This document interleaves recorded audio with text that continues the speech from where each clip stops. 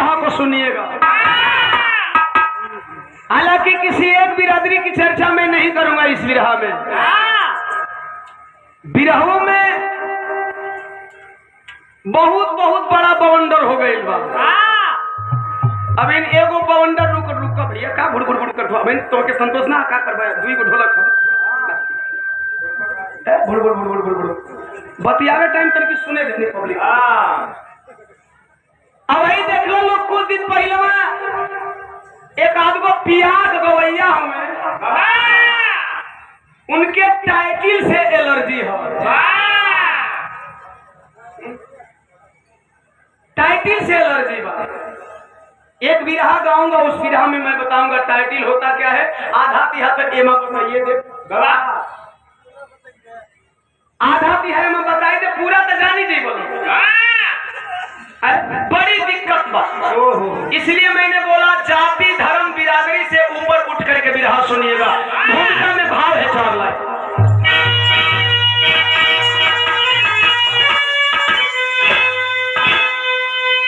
Harmonium का आवाज तनिका उठा के रखा भैया, फुल सेट कर दो फिर बैठ जाएगा महाराज। संदेश का साउंड आओ।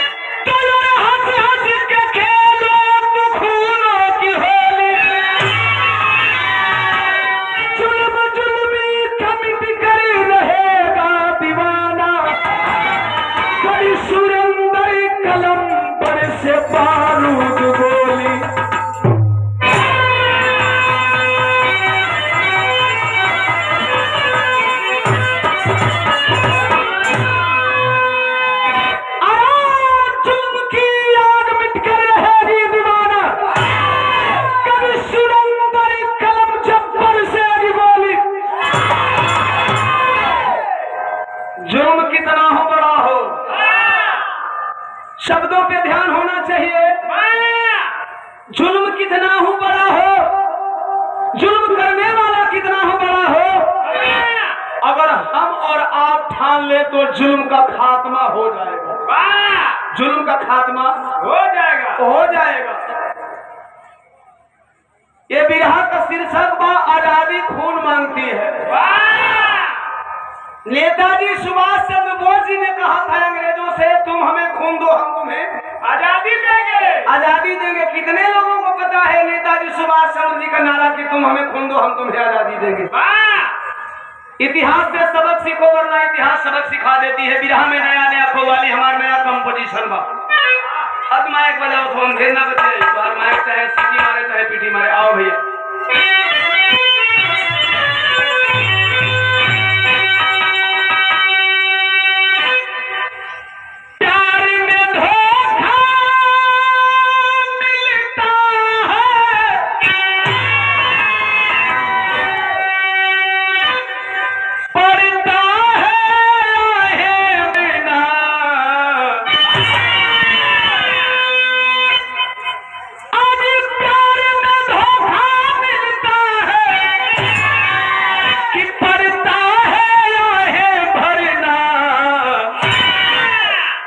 सभी हसीनों से तुम डरना, सुनो दीवानों प्यार न करना।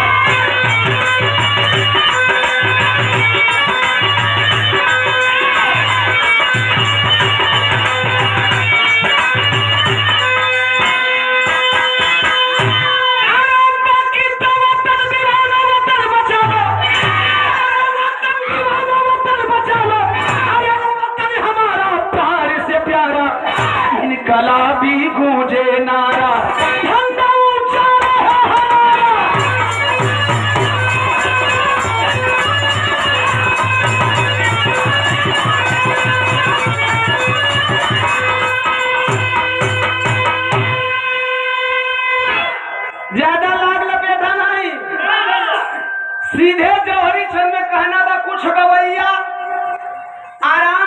खातिर सुस्ताए खातिर 2-4 लाइन जौहरी छंद में काम करे खातिर हाई 4 लाइन फलाना गावत रहा तो हाई 4 लाइन हमार दादा गावत रहा। अबे तू का गावे ले बे, तू कुछ गा। सीधे जौहरी छंद उठ गए शुरू से अंत तक।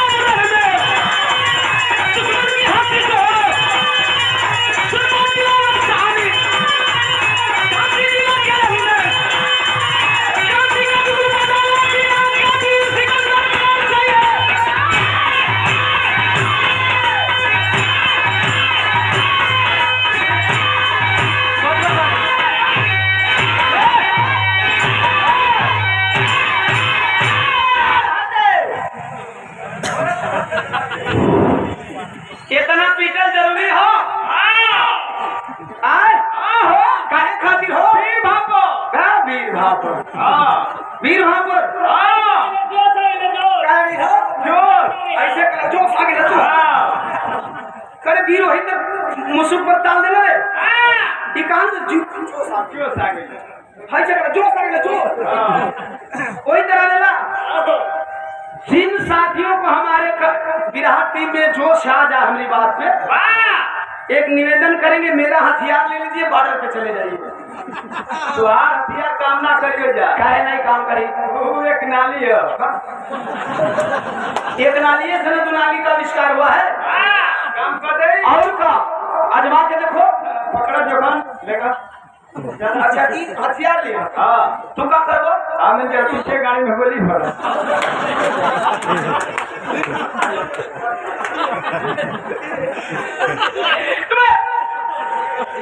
बेशरम कहीं का बेवकूफ नहीं कर दूंगा। सही सही बोला करो। बिरहा की बात केवल 2 मिनट समझ लेंगे। जैसे आप लोग कैसे यूट्यूब के द्वारा सुनते हैं। चरणों में प्रणाम उपस्थित समूह के कोट शर्मना आशीर्वाद में शांति स्नेह दुलार की कामना और कोपाली के निकले हैं भाई खागो दिन में मास्टर साहब वहाँ रख ले ना आधार अब चलते चला तो फिर लेके चलो पूरा आधार का। आप क्या है पास में होते तो मुलाकात कर लेते। खैर आए बिरहा के पॉइंट पर। एक मिनट बिरहा की बात समझ लेंगे। यही उत्तर प्रदेश की धरती है।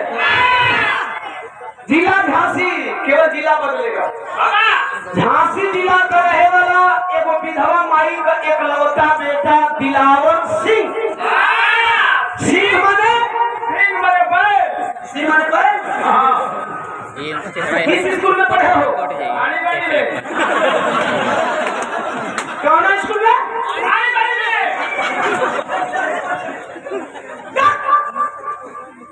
तो तुम फिर हमारे सवाल का जवाब काहे दे रहे हो? दे रहे हैं। ये आंगनबाड़ी में पढ़ के भी बहुत जानकार हो। सिंह हमारे भारत में अहिर भी लगावत हो, कोई भी लगावत हो, राजपूत भी लगावत रहे, पटेल भी सिंह लिखा रहे। पश्चिमी भारत में चले जाइएगा तो हर बिरादरी के लोग सिंह लिखते हैं।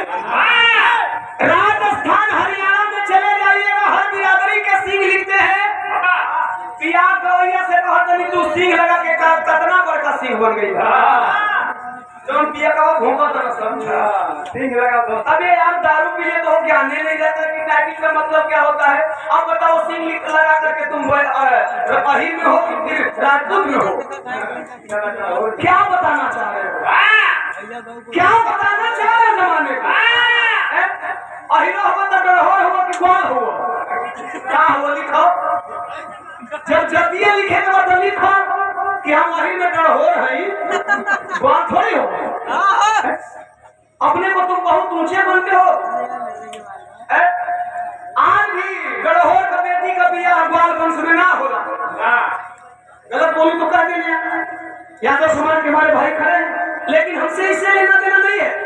मैंने कहा इस सिंह का कोई मतलब नहीं है वही क्रांतिकारी है दिलावर सिंह माई बुढ़िया माई का खिलौता बेटा बजरंग बली नहीं तब बजरंग बली अब ओकर टाइटल पूछो अगर ओकर नाम पे हां भैया बहुत कुछ है ना अगर ओकर नाम पे सिंह लगावल तो सिंह बोलल जाई ना एक सिंह जाति हो गई अब हमसे तुम वकालत करबो तुमने बलिया लेगा वहां से वकालत नहीं सिंह जाति हो गई सिंह से तो आज करेंगे वहां विधान माई का इकलौता बेटा माई का परवरिश करा था वही जिला में नया कैप्टन बना करके भेजा गया अंग्रेज कैप्टन टेलर को जिले का मालिक हर अंग्रेज बुरे नहीं थे बता देना चाहता हूँ भारत के लोगों को कुछ अंग्रेज अच्छे थे कुछ अंग्रेज बुरे थे अगर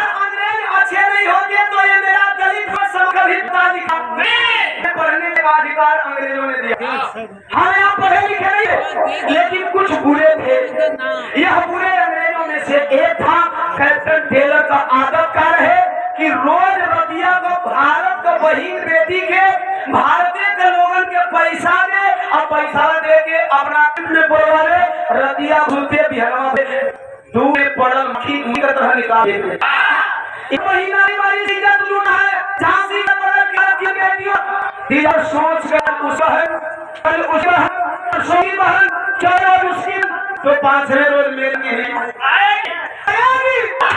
अरे 10-12 साथियों का टोली में और उतर गया बगावत पे जब अंग्रेज कैंप लगावे बम ब्लास्ट करा दे जे वही हमारे भारत के मुखबिर दलाल गद्दार लेके जा कैंपों में थे वही हो भैया वो जवान बम ब्लास्ट करा दे बमबारी करा दे जोर करना जब बम ब्लास्ट कराता था बमबारी कराता था आए है अचानक 1 महीना का दिन गुजर गई उस अंग्रेजवा एको लड़की का इज्जत ना लुट बोलो दिलावर का चर्चा हुई बाहर बाहर बाहर दिलावर कि हरिया चले हरिया भीड़ लगे एक दिन और रास्ता धीरे जाता वही टोलवा में वही गांव में एगो टोला है पंडित जी का नाम शिवा तिवारी और शिवा तिवारी का बिटिया सोना तिवारी से आंख लड़ गई नैन चार भाई का प्यार भाई और जब प्यार भाई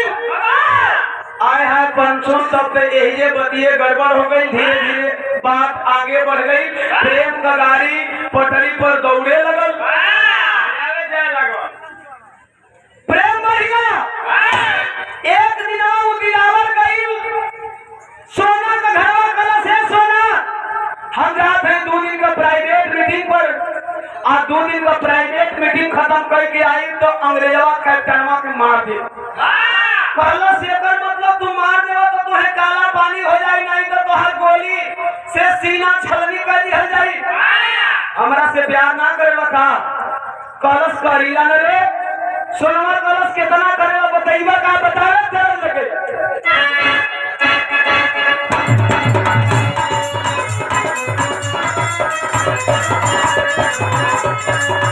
हरिश्चंद्र उर्फ पप्पू गायक कलाकार कवि कमलेश कुमार भारती WD नमो बुद्धा 50 रुपया सजा मुपति के समूह के कोट को शाम करो और नाचे वाली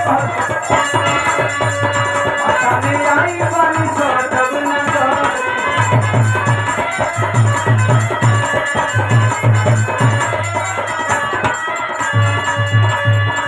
वहाँ पर ही नहीं सबले बड़ी मदद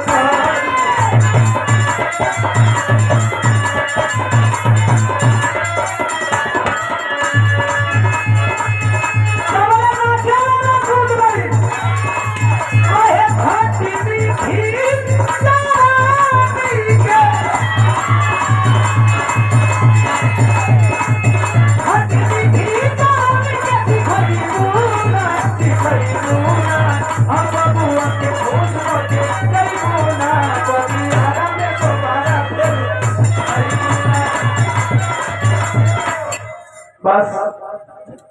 ई खाली मौज मस्ती बजे बैठा में विधा का कहानी कोई लोग सुन रही विधावा का बतिया सुना दिलावा कहे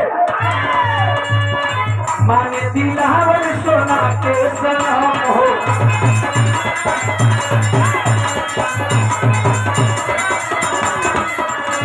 आज ये मरे के साथे कइले कसम हो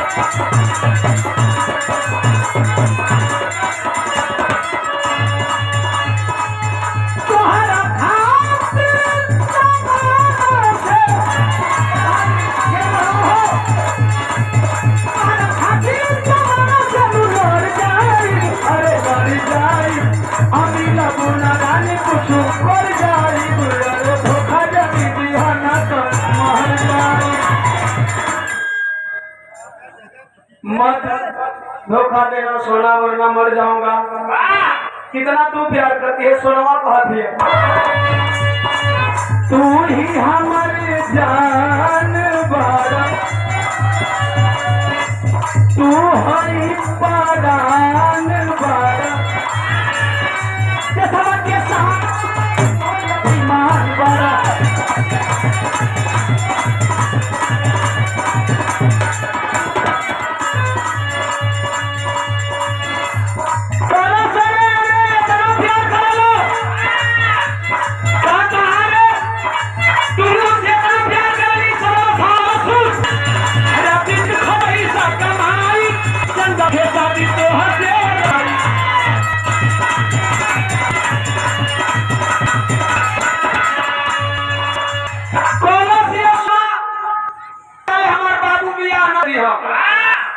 बाबू ना कर दिया दिलावर कलश तू सिंह हम दीवाराई लगाए वाला समझ लो इतना नीचे बढ़ो तू ज्यादा कुछ नहीं कहूंगा टाइटी अहंकार करने वाले सोई तुम किसी से हो कि वो हरी के नाम पर बोले कि मेरा आपसे शादी नहीं करेगा नहीं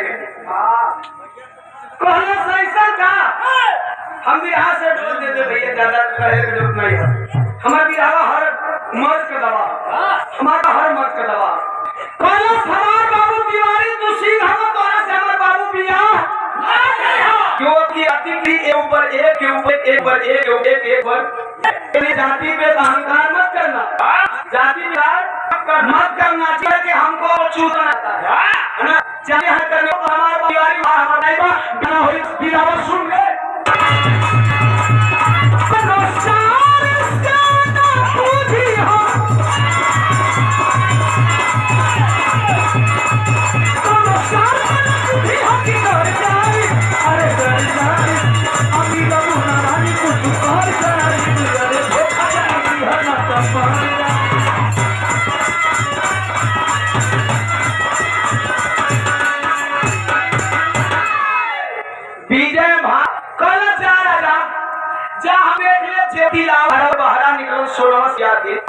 सोना दी बोला भरी माई आगे नहीं बोलूंगा आगे नहीं हम बोलने का नहीं तू नहीं जो ही दिलावर निकला शिवारी पहुंचे कहे अंग्रेज कैप्टन टेलर के बंगले और मुखबिर शिवा तिवारी कलश साहब लइका तो आज कैंपवा उड़न हमारे कहा नाम बा दिलावर ओ करमाई बुल ओकर बाबू ना एक ना कोनो लड़की का नाई जब सहाना अरे ओकर बहनिया चंदा हियो चंदा मातिन खूबसूरत उठवा के लिया के ओकर इज्जतिया लूट लो उ तो के मारे से पहले लाश के मारे मर जाए शर्म से मर जाए हाय हाय आओ देखा न ताल अंग्रेज बदला चुकाने के लिए 5 अंग्रेजी सिपाहियों को दिलावर के घरवा भेजले बा आज जब दिलावर के घरवा भेजलस आए के वो 5 अंग्रेज सिपाही करे का तरफ बदल गया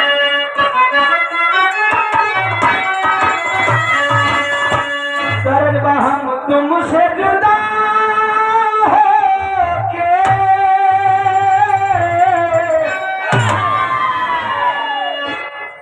मर जाएंगे रो के ध्यान रहे ओ मैं बोले बनी ओकरा बाद अब गावत है भाव बबुआ के पता पूछे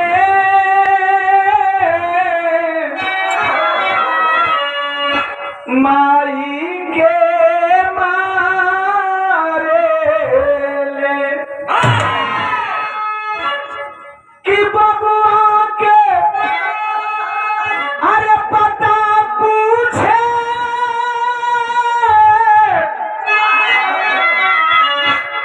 माई के मारे ले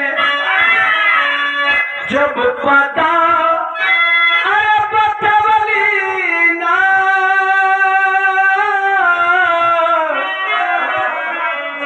दोनों आँखनी सारे ले पांचों अंग्रेजवा पूछ रहे बता तेरा बेटा कहाँ रहता है कलश नहीं मालूम साहब हमारे बेटा लफुआ हो कोड़ा बरसाने लगे बता तेरा बेटा कहाँ रहता है आवारा हो बंदूक से मारने लगे बता तेरा बेटा कहाँ रहता है नहीं मालूम घरे नहीं आवेगा दोनों अखियां निकाल हल चकुइया ले जब चकुइया ले बुढ़िया माई का अखियां निकल तब अरे बच्ची खिलपी मता बकरी चंदा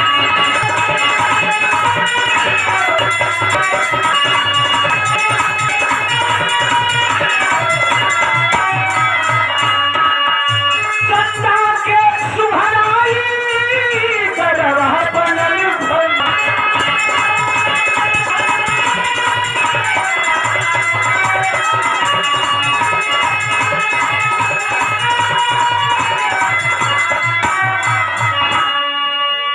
अरे तवले हवसी बहसी मेरी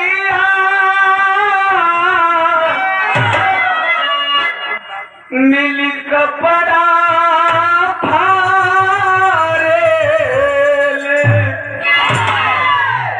चंदा आई बाहर रुकी भैया हो बाबू हमारा माई के काहे मारता कहाँ कसूर करिए हमार माई साहब तब तक से वह पांचों अंग्रेज सिपाही चंदा का कपड़ा नोच के अर्धनग्न कर दिए अर्धनग्न आप लोग समझ सकते हैं इससे ज्यादा मैं नहीं बोलूंगा खाली दो को कपड़ा बचा हो बिटिया को एक अंग्रेज बोला लूट लो इस बुढ़िया के सामने तौले तू सरकार बोलस नहीं रे ये बड़े साहब का शिकार है इसे लेकर के झांसी जाएंगे बड़े साहब इसको लूटेंगे बुढ़िया माई हथवा जोड़ के अखिया से खून का धार चलते बेटा हमारे बचिया कौन गलती कैले बा बचा का बदला चुकाईवा लोग तो हमारा दरिया का तो अखिया निकलला तो कहाँ निकलला लेकिन हमारा बचिया के मत ले जाओ साहब पांचों अंग्रेज सिपाही बोले ए बुढ़िया सुना है तूने शेर बेटा को जन्म दिया है रे तेरा बेटा मेरे साहब का खात्मा करना चाहता है तो बता देना हम तेरी बेटी को ले जा रहे हैं साहब के बगल पे अगर वाकई तेरे स्तन का दूध पिया होगा तो आ करके अपनी बहन की आबरू बचा लेगा लेकर के चले गए अंग्रेज 2 दिन मीटिंग खत्म करने के जब घर आए माई के पूछे लगाई के कुछ टाइम बाद अंग्रेज आए थे पूछ रहे थे मैंने नहीं बताया मारे पीटे आंख निकाली तेरी बहन रोती हुई आई चंदा बढ़ा कर लेकर चले गए आज तक तेरी माँ तुमसे कुछ नहीं मांगा इसमें कोई बोलेगा हमारे पास ढाई या तो चुप होने हटवा दे ढाई बतिया बाद में देख लिया तो ही से हाँ तो शांति से निकल बतिया तो जरूरी है तो आप पता नहीं क्या घटन तो भैया वहां नहीं चलो बाबू अरे भैया मत बताइए नाम बाबू आप इनाम 10-20 रुपया ले ले रहा तुमसे कुछ नहीं मांगा रे तुम्हें स्तन का दूध दिया है ना जवाब फैला के तो माई कह दिया जाकर अपनी बहनिया के जतिया बचा ले ला अगर वाकई तो हमारा बेटा है हमारा खून हुई तो हमारी जतिया बचा ले माई को पतिया आग लगा दे जवान चलत है तरफ बदल गई।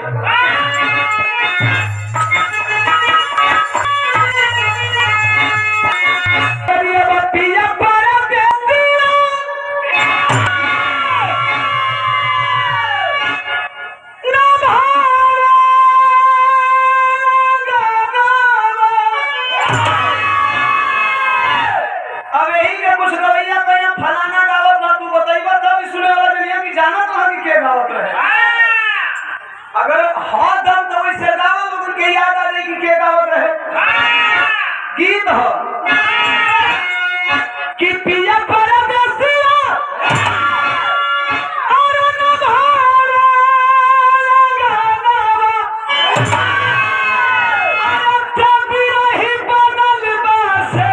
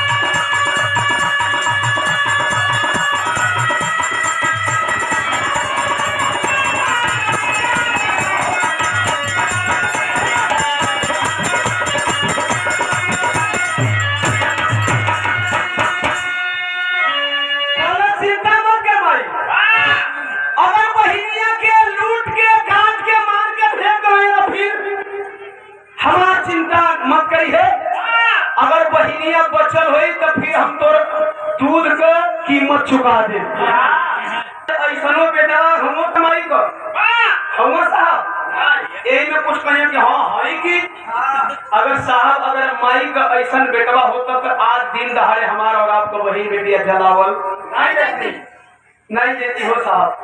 देख रहे सरेआम लोग रोड पे इज्जत लूट ले रहे, रोड पे लूट करके दिन दहाड़े चला दे रहे हैं और देश प्रदेश की पुलिस बचाने में लग जा रही है। छोड़िए इस पॉइंट पे ही जवान चला है जवाना रास्ता ने दिलावर चला वही रास्ता से फिर दिलावर के 5 को खोजे खातिर हमने सिपाही चलो मुलाकात हो गई। पता है सब तेजगढ़ से यही लोन रोड मिला था। अब ये भाई है दोनों से जब दोनों दुश्मन पहुंचा तो भेंट आएगी ना वही सब तेजगढ़ धाम पर मतलब मुठभेड़ हो गई एक रास्ते में मिले तो अरे भाई मुठभेड़ मिले गोरा फिरंगी अरे चल लहू में लाल की पीर लड़े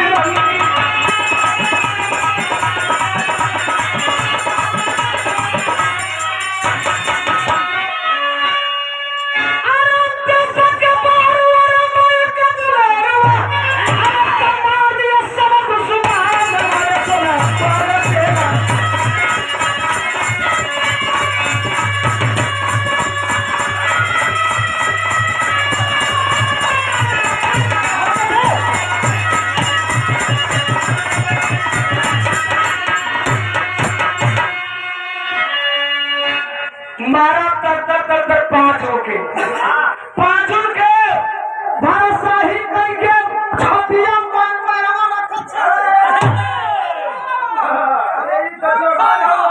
जोश में लिखा चिन्ह की जो खोल में घुदई जोर में छतिया के बता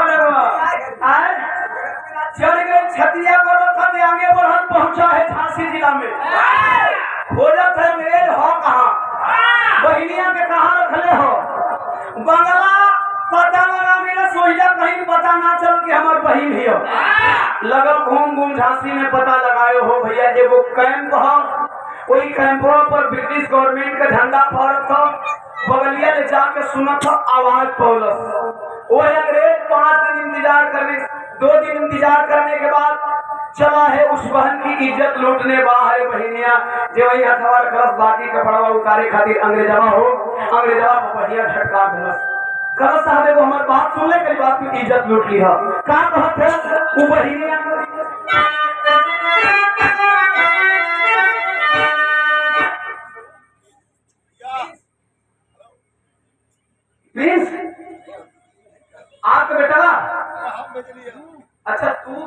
हम कहीं पर बेटा वाह नहीं कोई का लेकर कौन का लेकर कौन गड़बड़ हो जाता है इससे बहुत गड़बड़ हो जाती है। श्री राम भैया श्रावणगंज सब्जी मंडी से 100 रुपया चरणों में प्रणाम उपस्थित समूह के कोट कोट सन्ना आशीर्वाद में शांति स्नेह दुलार का कामना कि रोई रोई चंदा बोले टेलर के समनावा हो कर जानी हम के उघार हो काहे लुटते बारा ऐसा हमारी इजातिया हम गरीबन के इहे बाते हटिया ऐसा हमन गरीबन के इज्जत टिकाऊ होला हो साहब टिकाऊ नहीं होला ऐसा इज्जतिया मत लूटा हो साहब मानत नहीं हमर भैया गलती कइले बा अगर भैया का गलती का सजा दे चाहत रहे ये साहब जवना माई का तन से हमर भैया पैदा भइल बा ओही माई के तन से हम जन्म लेले बनी हो साहब सजा देबो भैया का गलती का सजा हमें देबो कर देबो हो तो भाई के बताओ हमसे तू करी बात भाई के बताओ हमसे तू करी बात हमरा के मोट से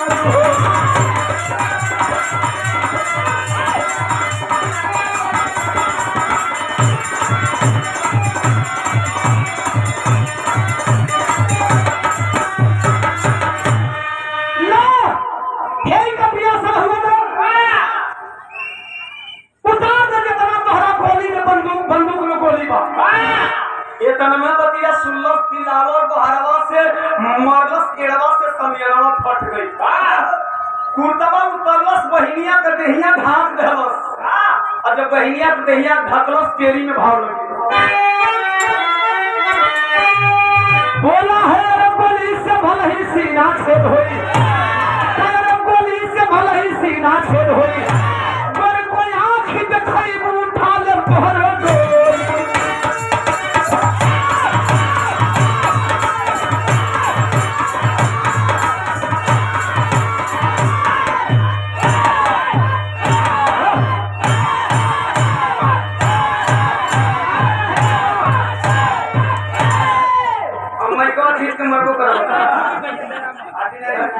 मौसम बनल बा यही में चाहते हम काम बना ले तो काम की गाड़ी पर लगे हुआ हम मौका का फायदा उठावल चाहिए यार तू कोई से पीट के बढ़ावा कर 2 मिनट लगा तो कितना तो हर देह में जानवर हो गई भैया हो आज सब अंग्रेज देखा कि आ गया इसका भाई आदेश दिया मार दो गोली बच कर जाने न पाए न भाई न बहन बस आदेश हुआ आदेश का पालन का होता मास्टर साहब तरल बदल गई हमारा जन्म से पहले का गीत बा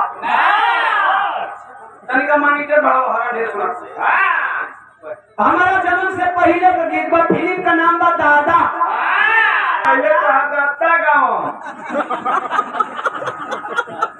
जब स्कूल में पढ़े जाएंगे अच्छा जी बताओ तो हमारा अगर बाबी भाई जब दादा गाँव तो तू कैसे जानता है बड़े जा रहे हैं स्कूल में तो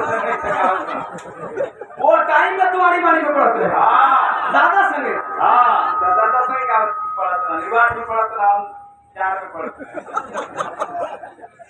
ये पहले उम्र पढ़ा हमारे पार्टी में तो ये कुछ चाहवा था देख ला पर बढ़िया तो करे झूठ बोल नहीं हैं फिल्म हो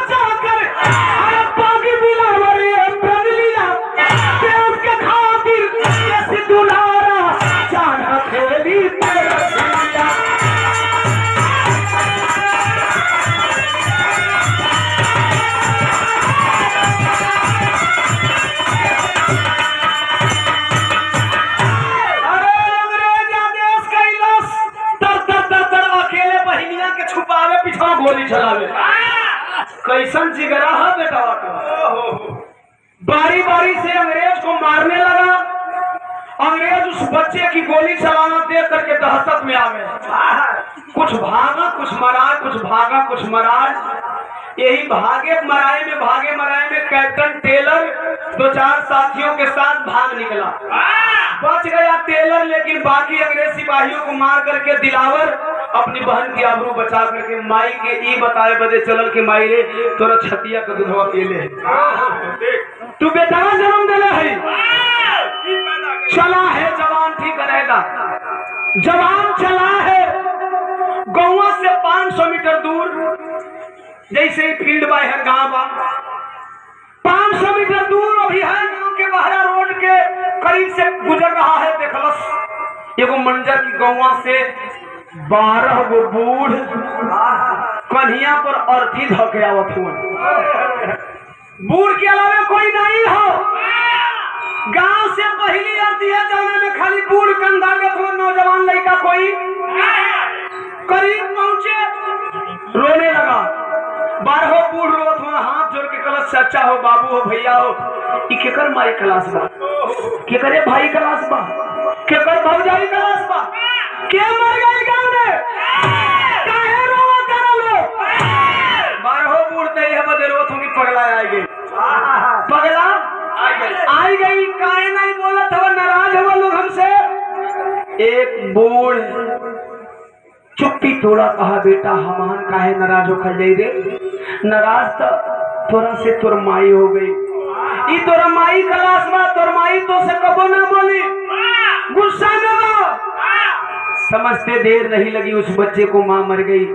कंधे पे लाश को रखा है रोवत माई। अब अगर हमारा बहनिया के कोई उठाई तो के हमके मैसेज दे रे, के दूध का दाव धराई रे, के गिरिया खिलाई, के करा के लगा के बहन के हम जाई अंग्रेज से लड़ाई करे।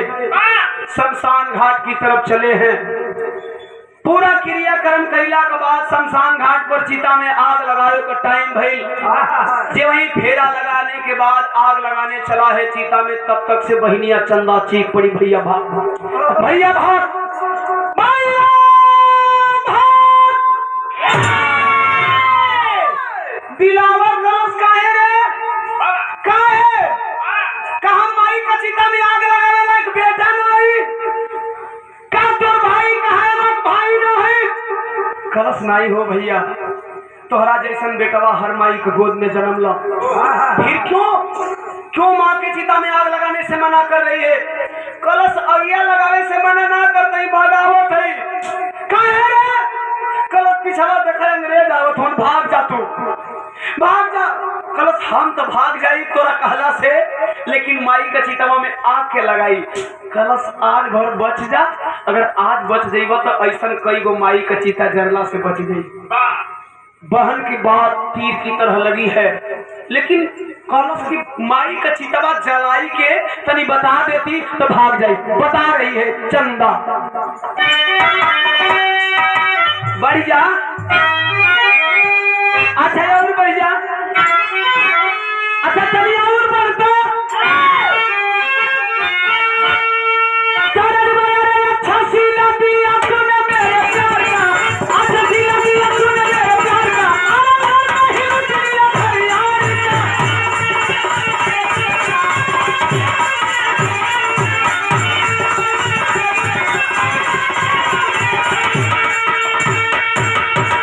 बाकी तो कहला भागो, भागो, तो भागो भाई गोली वाला कार चंदा, अरे भागो भाई गोली वाला कार चंदा, भाई कसम से कार चंदा।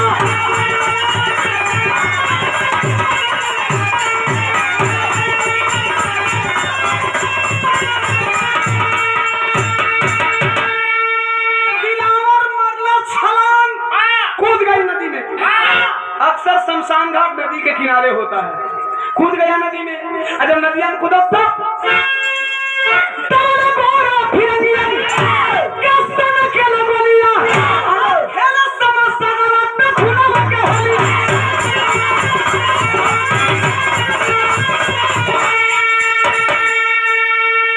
दिलावर दूर है, नदी के रास्ते छीन कर भाग रहा है। अंग्रेज घेरवा लिए पूरे शमशान घाट को। कैप्टन टेलर बोला इस लड़की ले आओ, इस लड़की को बचाकर बाकी सबको मार दो। एक लाश पहले की है, एक लाश पहले की है, माई का लाश 12 को बूढ़ के मार ढलस का लाश हो गई 13 को, अकेले चंदा बची है। अंग्रेज बोला अब बताओ तुमको कौन बचाएगा, तुम्हें कौन बचाएगा? कलश भारत की बेटी हूँ साहब, चाहूंगी तो लुट जाऊंगी, नहीं चाहूंगी तो अब छू भी नहीं सकती। इधर माताएं बहनें बैठी है, मैं हाथ जोड़ करके प्रार्थना करूंगा अपनी माता बहनों से। यह इज्जत बहुत अनमोल है। मैं केवल पुरुषों के लिए विरहा नहीं गा रहा हूँ, इसमें पुरुष और औरत दोनों की बातें चल रही है। इधर हमारी माताएं बहनें बैठी हुई हैं, यह इज्जत का बड़ा कीमत है। हे इज्जत का कीमत है। हमारे भारत का मतारी बहन जब चाहे तबे बिकेला, ना चाहिए तो ना बिकेला। एक उदाहरण बिटिया का पैसा बोल रहे। बिरहा गायक रविंदर कवि जी अकेला, ग्राम बिसहार, जिला सोनभद्र, 100 रुपया से सम्मानित के सुंदर पुष्पहार देकर के सादर जय भीम नमो बुधाय। उपस्थित जन समूह के कोट कोट सर्व आशीर्वाद में शांति स्नेह दुलार का कामना बा। करो साहब बचाओ हो, कैसे बचाओगी? अकेले हो, अकेले काफी है। कोई अंग्रेजवा के बगलिया में कटार लटकत था। जो भाई अंग्रेजी फिल्म देखे होंगे, आप लोग देखे होंगे, अंग्रेज बंदूक लेकर के चलते थे, लेकिन बगल में कटार लेकर चलते थे। खींच लस कटरिया, कटरिया खींच कर कैलस। अरे तल में सीने में उतारी है, अरे सीने में उतारी है।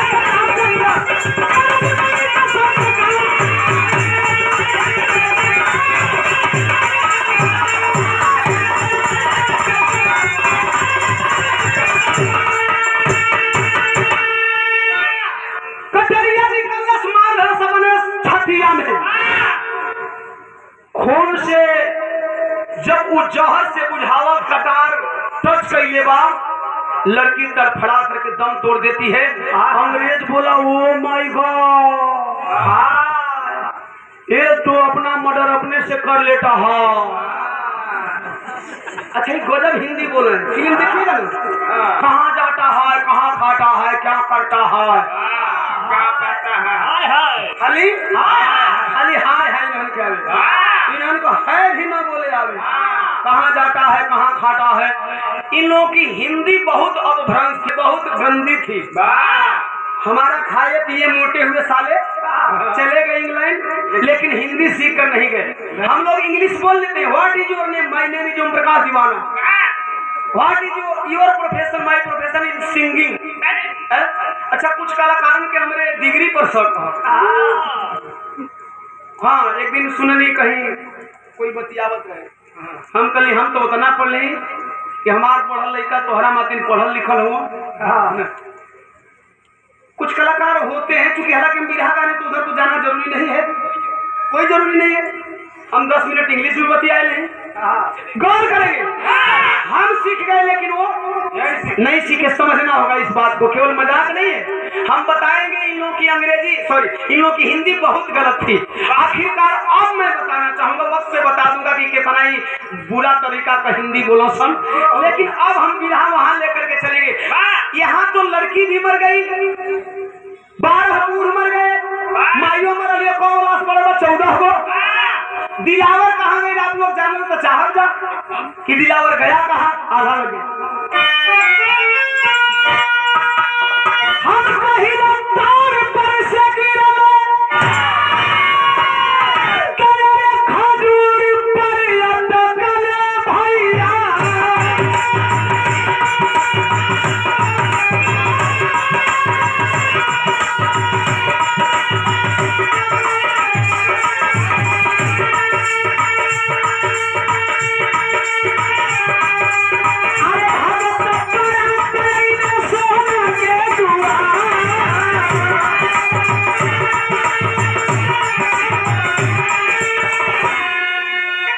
भागल भागल आई सोना के हाँ। ए भैया मालूम बानो सोना के बा जाना था ना कि बता के पड़ी जाना थोड़ा। रे वाह भाई, एक मतलब पक्का प्रेमी हुई बा जब तू सोना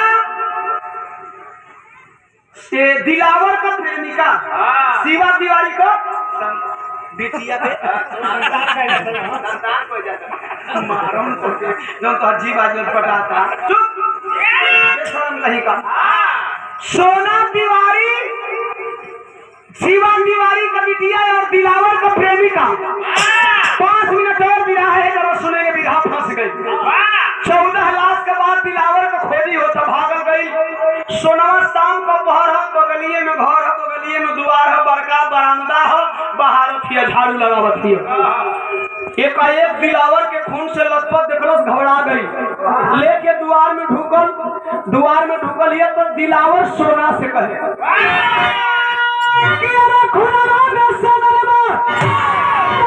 दिलावर के बदानो पंचो।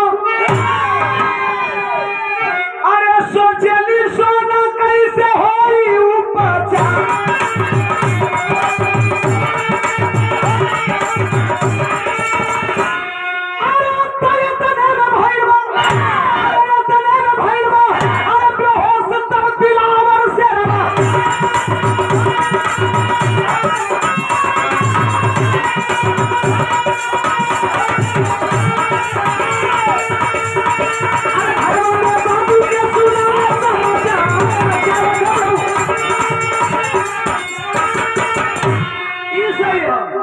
गौर करेंगे। पहुंचा दिलावर सोना को सिखा हल कैले बड़ो गलत कुछ नहीं की कैले अंग्रेज से लड़के बतानी पीछा कैले बड़ा सर। एगो काम कर सोना, जल्दी कर, बाबू से कह के अपना हमके डॉक्टर बुलवा दे, बड़ा घायल बानी। इतना कहते कहते दिलावर बेहोश हो गया। मित्रों सोना हड़बड़ी में एगो गड़बड़ी कर दिलस।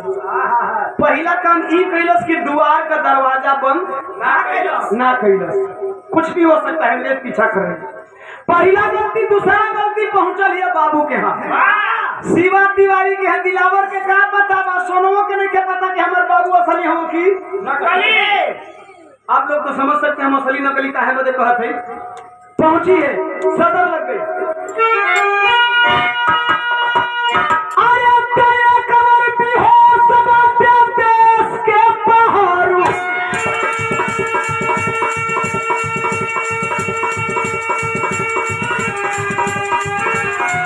अरे सोना के पता बाबू देश के कहा। सोना को कहा पता है कि मेरा बाप गद्दार है। ए बाबू क्या है? सोना बड़ा घबराई है, क्या बात है? कलश बाबू दिलावर आया है हमारा आशिक। कहीं बाबू कैसा तो चौंका। ना क्या हुआ? कलश अंग्रेज पीछा कैले हुआ दिलावर को, बड़ा घायल हो। बाबूजी जाके डॉक्टर बुला देता, तब तक से हम देखते कहाँ जाओ जाओ जाओ जाओ जाओ, पानी वानी का छींटा मार करके उस बच्चे को होश में लाओ। जो वही सोनवा घरवा से दुवरिया का बहारवा पहुंचल हुई, शिवा तिवारी अपने दुल्हन यानी सोना कमाई से एगो बात कहत हूँ। शिवा तिवारी बोले माई से बचानी,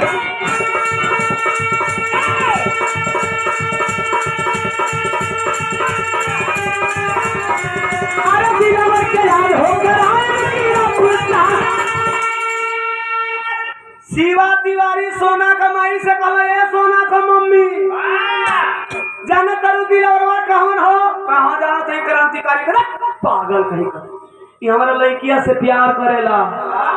हम कहाँ तिवारी, ई कहाँ सिंह, सिंह लिखे वाला ज्यादा घमंड मत करिए लोग।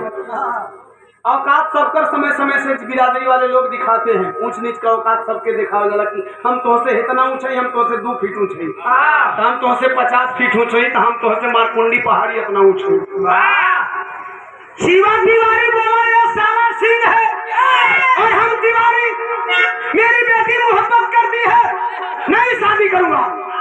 अंग्रेज के हंजाई पकड़वाई, इतने नहीं हो सोना कमाई। जब जान गई कि हमारा लड़की ने प्यार करे ना, मुखबिरी को कि एक माई का अखिया निकलवा लेनी, एक बहनिया का अपहरण करवा देनी। आज जात है एकरों के पकड़वाई, 25,000 रुपया अंग्रेजी सरकार इनाम रख ले बा।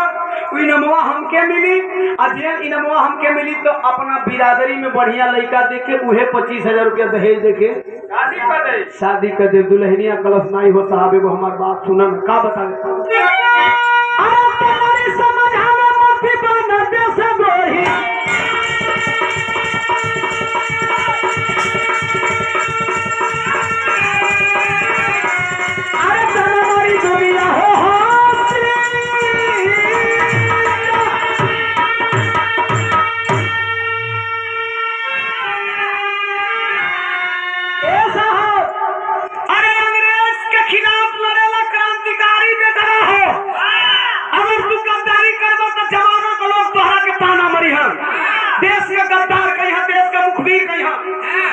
शिवा तिवारी कोनो फर्क नहीं पड़ल, क्योंकि इनका डीएनए थोड़ा गड़बड़ है। ये डीएनए का कमाल है। बिटिया ईमानदारी बरतथिया, मेहरारू भी देश के प्रति समर्पित थियो। इस ससुरा का डीएनए गड़बड़ हो, मात्र डीएनए का प्रॉब्लम है। ये कुल गड़बड़ी वहू का डीएनए गड़बड़ है। जो टाइटिल देखता है उसका भी डीएनए गड़बड़ है। जो उखाड़ना होगा उखाड़ देगा, कभी सामने आकर बतिया लेना यार, गौर करेंगे। आखिरकार ये तनी बतिया कहलो शिवा तिवारी कहलन, 1 मिनट और सुना। शिवा तिवारी कहलन नहीं हम जाए, धोती होती चढ़ावत चलल। सोनवा कुल बतिया सुनत ये कहे बहू आवो आवो। पहुंचल दूसरा घरवा में बंदूक टांगल, उठा के खुटिया पर से बंदूकिया दुवरिया पर खड़ा ये कहते आवो। बाप जो वही आया सीने पे बंदूक भिड़ा दी, चरचरा ना हो। 2 मिनट और रुक जा, बस काम खत्म, एक बाद रात भर चरचराओ। सीना पे भिड़ा के उस बंदूकिया, शिवा तिवारी लगना गन गन गन गन गन गन गन गन कहां पे कहां पे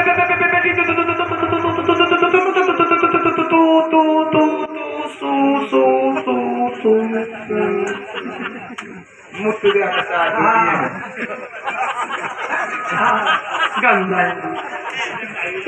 इतना में आदमी नहीं समझ ला।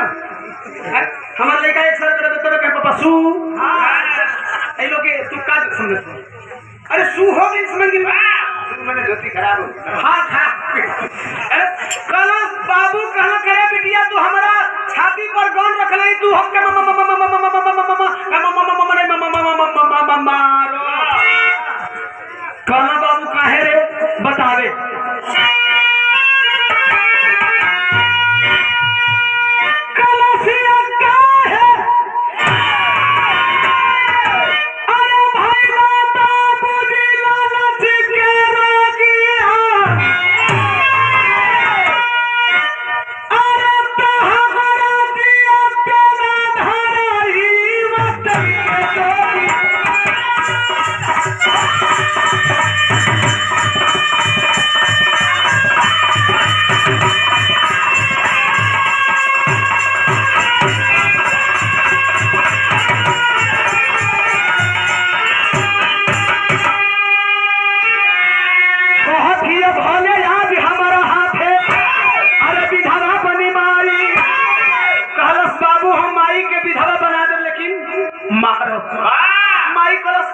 बोलू हम बाछी तुमके विधवा बनैबू करत नहीं रो मत तो के विधवा नहीं बनाई एगो गोली बाबू के मारब जौन गोलिया बची तो हम तोड़ा के दोनों जानी के विधवा बनाई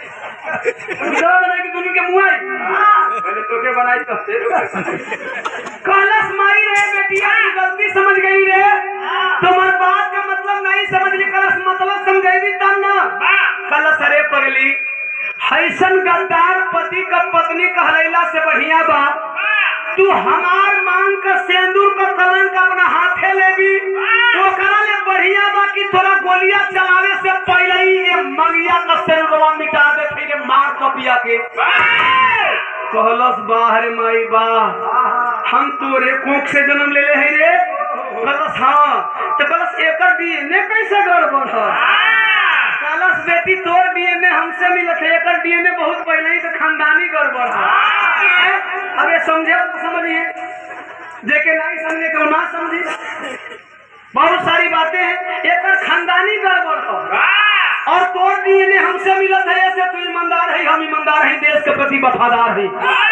कलश बिटिया मार दे तोले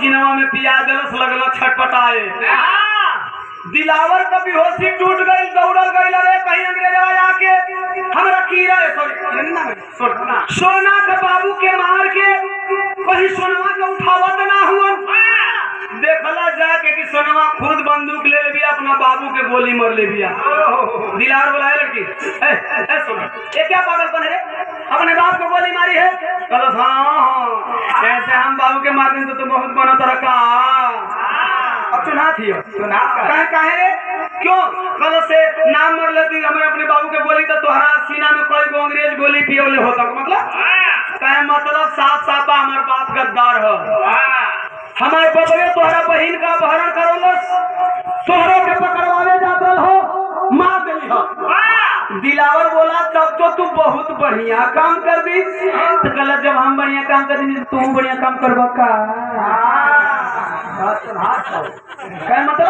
क्या मतलब कुछ नहीं से ना तू मैं इशारा करत ये डाल दो समय हो डाल दो अरे बारे गुरु तो हम लोग खूब टाइम देखत हुआ समय हो गए डाल दो कलश हम कैसे डाल नहीं बुढ़िया माई कलश से बेटवा तोहरे खातिर अपने बाप पर गोली चला दिला अब कहा बा के कर मड़वा सजाई हो मांग में सिंदूर भर दो मंगिया में सिंदूर भर के कलश सासू अम्मा गोड़ लगता नहीं खुश रह बेटा बारे सासू अम्मा कहा ठीक है अम्मा मांग में सेनूर का डाल देने लेकिन एकरा आगे कोनो काम नहीं होई है बेटा अच्छा तो तू सास हुआ हाँ अच्छा दिलावर के कदरे सोनवा कमाई सही कहा कि तू सोनवा कमाई हुआ बताओ थे यहाँ अच्छा बताओ थे है ना कहे का है दिलावर बोला अम्मा जाना था हमार दुश्मन जिंदाबाद जवन माई के मऊत का घाट उतार दे शमशान घाटवा पर पता नहीं बहनिया संगे का कहले होई जबले ओके मारल नहीं तबले सुहाग रात ना मनई सुनो कर से रुका तोहार दुश्मन हमार दुश्मन हमार दुश्मन तोहार दुश्मन जब मरद में हैरान होइए गई जाता नाता न बन गई दरवा बंदूक हमरो के जहां तू चलबा तहां हमहू चलब दोनों पति पत्नी सोना और दिलावर पिस्टल लिए बगल में और पिस्टल खोस करके जब चले हैं तो अरे मार पिता को सोना से निचली दिलावर संग में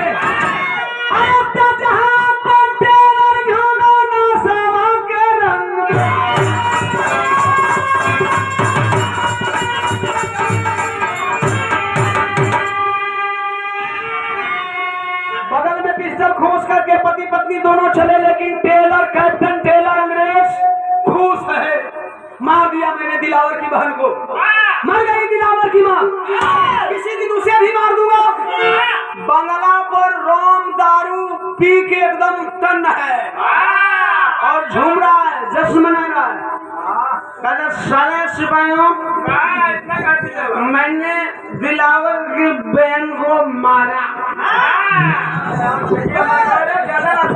नहीं, नशा नहीं हुआ है।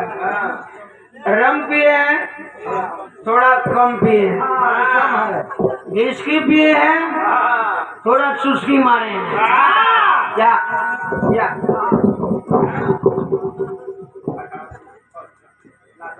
नहीं, नशा नहीं है, दारू नहीं पीना साथियों, नशा घर का नाश करता है। मैं एक्टिंग करता हूँ, नशा नहीं करता हूँ।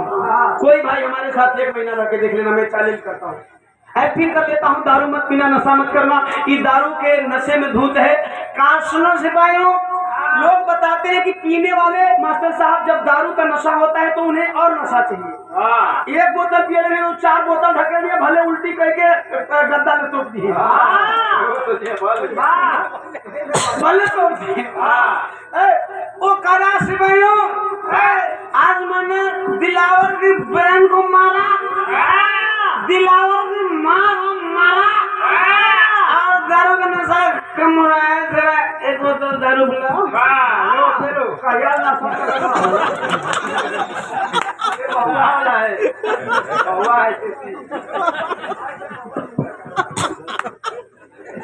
हमको बोल सुने, दारू पिया सिपाहियों, दारू पियाओ। अच्छा सिपाही भी फूल बने, सिपाही एकदम फूल हो, सिपाही अपन के मन कहने नाचत हो। और दोनों पति पत्नी पहुंच गए, बड़ा बढ़िया टाइम है। दिलावर इधर पिस्टल सटाया और सोना इधर पिस्टल सटाई। अच्छा जब ये लोग पिस्टल का नल सटाते हैं, जब नली जो बंदूक का नली होले, इस सटल सुन तो कहता सामा 1 बोतल विस्की मैंने मारा और 1 बोतल रम भी मैंने धकेला और नशा तुम लोगों से चढ़ गई है। तुमको नशा चढ़ी है, तुमको मालूम नहीं दारू मुंह में पिलाई जाती है, गाँव में नहीं। अरे कान यार, दारू से दारू चढ़ता था, कान कहत है। अंग्रेजों के बोलने की हिंदी बोले पहले ही बता दे, हम तो नहीं मौका पर बता दे। अंग्रेज नशे में धुत है। दिलावर कहा साहब, एक दारू हम लोग मुंह में पिला के चले। चुप चुप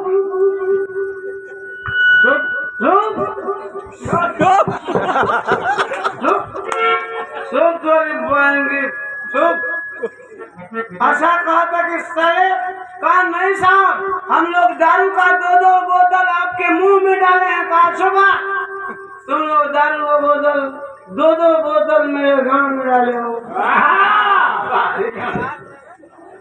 कान कह रहा है। अंग्रेजों को हिंदी नहीं बोलने आती थी, इसलिए उसका सेंटेंस थोड़ा गड़बड़ हो जा रहा है। दिलावर कहला ससुर, अब तू जहाँ कहत हो बार बार वही दे। सोना जरा हट जा, तो सोना हट जा, और तुम्हारी जरूरत नहीं, हट जा।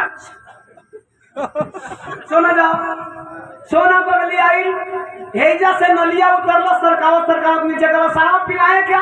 हाँ तेरा और सही जगह पे डाले हो।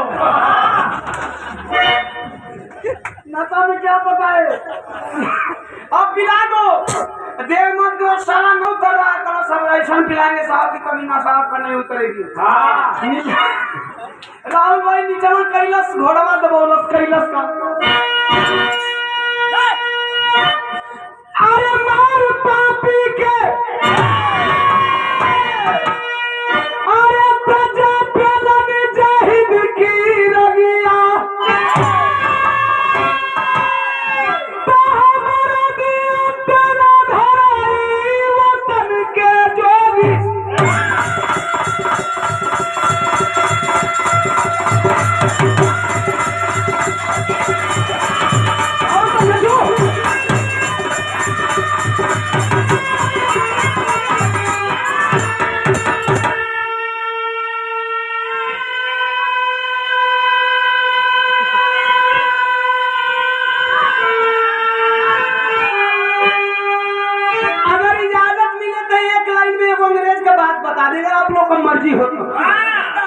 जी, ये लोग बिल्कुल हिंदी बहुत बुरा बोलते थे।